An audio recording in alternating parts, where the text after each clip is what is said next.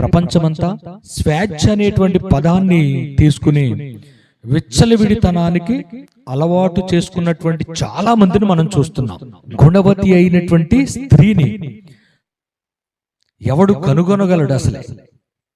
కానీ అటువంటి దొరికితే మాత్రం ముఖ్యము కంటే ఇక ఆ కుటుంబం గాని ఆ సంఘం గాని ఎంత అద్భుతమో మనం చెప్పలేం. అందుకని సంఘంలో గుణము కలిగినటువంటి స్త్రీలు ఉండాలి. ఎందుకనంటే భార్య దొరికిన వానికి అది మేలు జరుగుతుంది. అటువంటి గుణము కలిగినటువంటి స్త్రీ సంఘానికి దొరికితే ఆ సంఘం ఎంతో ప్రభావితంగా ఉంటుంది.